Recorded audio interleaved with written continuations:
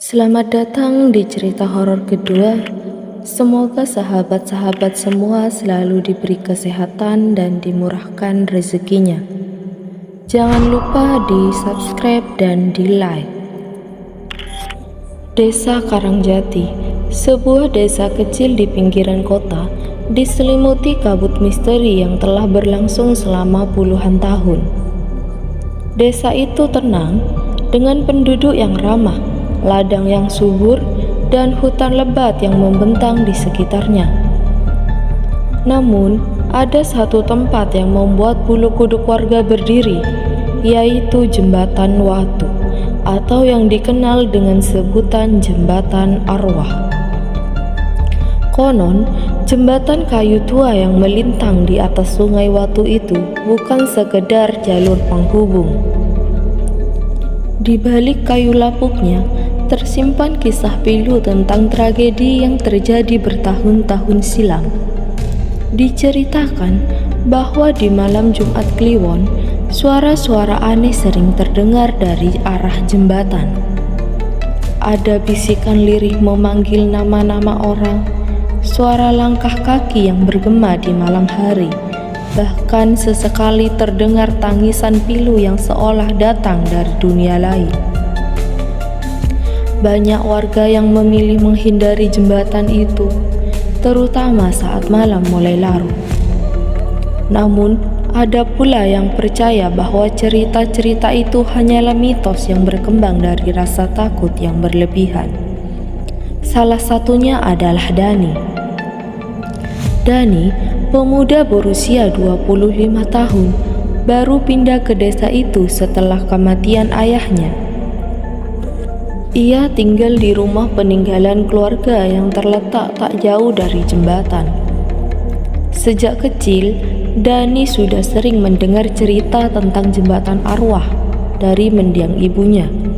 Namun ia selalu menganggap itu hanyalah cerita untuk menakut-nakuti anak kecil. Namun, ada satu kisah yang tidak pernah lepas dari ingatannya, yaitu kakaknya, Dimas, menghilang di sekitar jembatan itu ketika mereka masih kecil. Tubuhnya tak pernah ditemukan. Warga desa mengatakan Dimas hanyut terbawa arus sungai. Namun Dani selalu merasa ada yang tidak beres dengan kejadian itu. Ia selalu dihantui rasa bersalah karena saat itu ia menjadi orang yang terakhir melihat Dimas sebelum kakaknya hilang.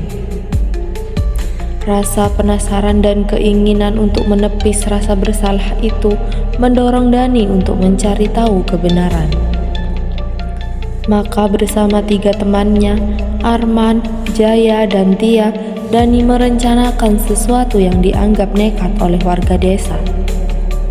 Mereka akan menyelidiki jembatan itu pada malam Jumat Kliwon, tepat di waktu yang dipercaya sebagai saat arwah-arwah berkeliaran. Udara malam terasa lebih dingin dari biasanya. Angin berhembus pelan, membawa aroma tanah basah yang menusuk hidung. Kabut tipis mulai turun, menutupi jalan setapak menuju jembatan. Suasana desa yang biasanya tenang malam itu terasa mencekam. "Apa kita yakin mau melakukan ini?" tanya Tia, suaranya bergetar pelan.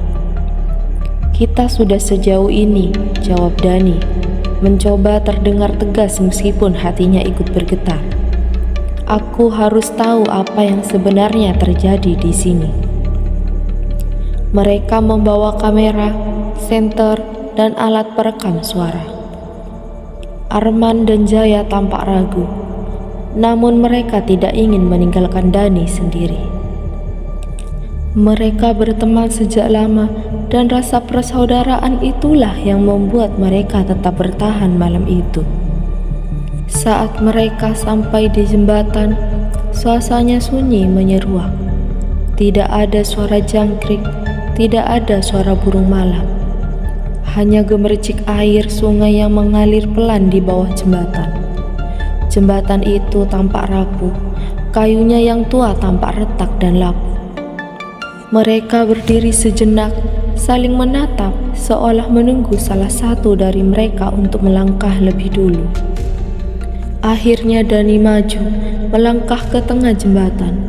Teman-temannya mengikuti dengan langkah hati-hati. Beberapa menit berlalu tanpa kejadian. Mereka mulai berpikir bahwa itu hanyalah mitos belaka. Namun, ketika jarum jam menunjukkan pukul 1 dini hari, udara mendadak berubah. Angin dingin bertiup dari arah sungai, membawa suara bisikan yang sama. Dani membeku. Suara itu, ia mengenalnya.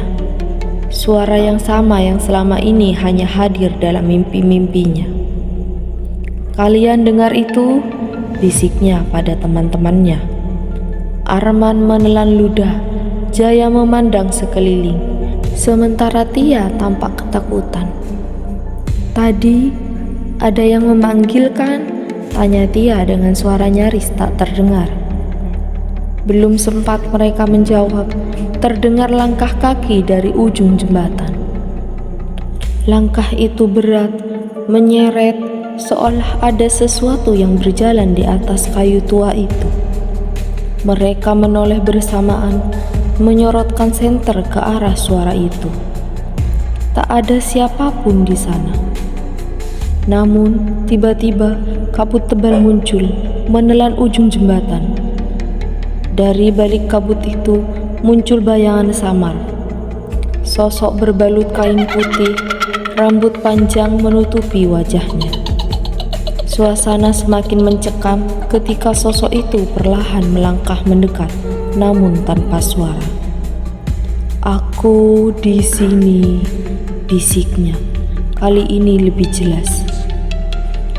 Tubuh Dani bergetar. Sosok itu, wajah itu terlalu familiar. Itu wajah Dimas, kakaknya yang hilang bertahun-tahun lalu. "Aku menunggumu." Tanpa sadar Dani melangkah maju. Tatapannya kosong. Tubuhnya seolah ditarik oleh kekuatan yang tidak terlihat. Tia berteriak memanggil namanya, namun Dani seperti tidak mendengar. "Jangan Dani," teriak Tia. Air mata mulai mengalir di pipinya. Namun Dani tidak berhenti.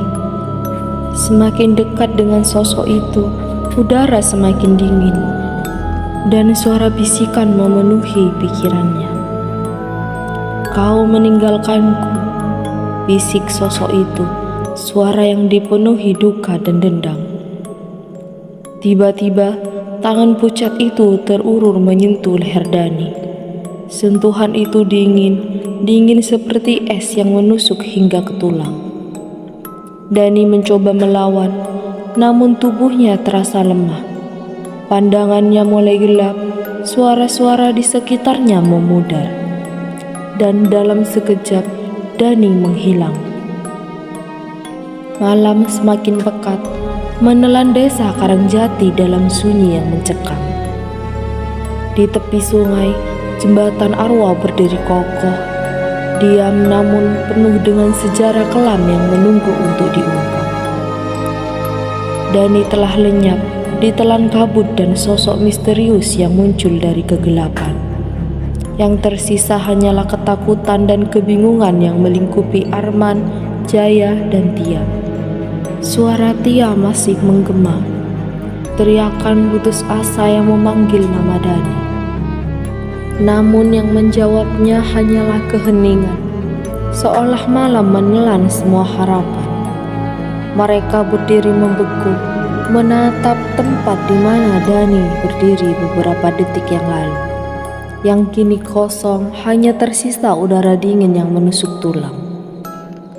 "Apa yang baru saja terjadi?" Arman bertanya dengan suara parau. Matanya menatap kosong ke depan. Dia hilang." Jaya tergagap. Tubuhnya gemetar hebat.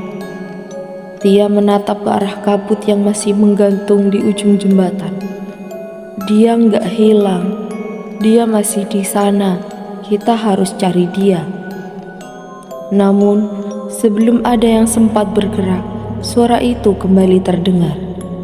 Suara yang sama, lirih namun jelas, seperti bisikan dari dunia lain.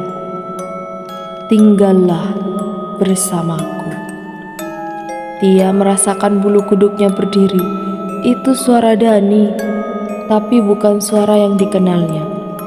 Ada nada putus asa di dalamnya. Suara yang dipenuhi kesedihan dan keputusasaan. Mereka bertiga memutuskan untuk mencari Dani, meski rasa takut mencengkram erat. Mereka menyalakan senter, namun cahaya itu nyaris tak mampu menembus kabut yang semakin tebal. Setiap langkah terasa berat, seolah ada tangan-tangan tak kasat mata yang berusaha menarik mereka kembali. Langkah kaki terdengar dari dalam kabut, namun setiap kali mereka menoleh tak ada siapapun di sana. Hanya suara gemericik air dari sungai yang tenang dan desiran angin yang membawa bisikan aneh. Jangan-jangan ini kesalahan, gumam Jaya. Suaranya bergetar. Kita nggak seharusnya di sini. Namun Tia menatapnya dengan tatapan penuh tekad. Aku nggak bisa ninggalin Dani. Kalau kalian takut, kalian bisa pulang. Tapi aku akan tetap di sini. Arman memegang bahunya. Kita nggak akan ninggalin kamu. Kita sama-sama di sini. Mereka melangkah lebih dalam ke dalam kabut, menelusuri jembatan yang seolah memanjang tak berujung. Namun yang mereka temui bukanlah Dani. Di tengah kabut muncul bayangan samar. Sosok itu berdiri mematung tak bergerak, namun tatapannya mengikuti setiap langkah mereka. Sosok itu mengenakan pakaian yang compang-camping. Wajahnya tertutup rambut panjang yang kusut dan tubuhnya kaku seolah membatu. Namun, yang membuat mereka membeku bukanlah penampilannya, melainkan fakta bahwa sosok itu menyerupai Dani. Pakaian yang sama, tubuh yang sama, namun dengan aura kematian yang mengerikan. Tia terisak, hampir tak percaya dengan apa yang dilihatnya. Dani, sosok itu tidak bergerak. Ia hanya berdiri, menatap, lalu perlahan melangkah maju. Dari mulutnya yang terbelah, suara bisikan keluar, nyaris tak terdengar. Aku menunggumu. Tia hendak melangkah mendekat, namun Jaya menariknya. Itu bukan Dani, itu bukan dia. Namun Tia tetap menatap sosok itu. Air matanya mengalir. Tapi itu suara Dani. Aku yakin itu dia. Sebelum ada yang bisa bertindak, sosok itu mengulurkan tangannya. Tangan yang dingin dan pucat, namun memiliki kekuatan yang tak terlihat. Dalam sekejap, angin berhembus kencang dan kabut di sekitar mereka bergulung, seolah menelan segala yang ada. Suara bisikan semakin keras, memenuhi kepala mereka. Kalian semua akan tinggal di sini bersama kami. Ketiganya tersentak. Rasa takut memaksa mereka untuk berlari. Namun, berlari di dalam kabut seperti berlari dalam mimpi buruk. Setiap langkah seolah membawa mereka kembali ke tempat yang sama. Seperti jembatan itu tak pernah berakhir. Mereka berlari hingga napas tersengal, namun suara bisikan itu terus mengikuti, seolah tak ada jarak di antara mereka. Tia hampir terjatuh, tapi Arman menangkapnya.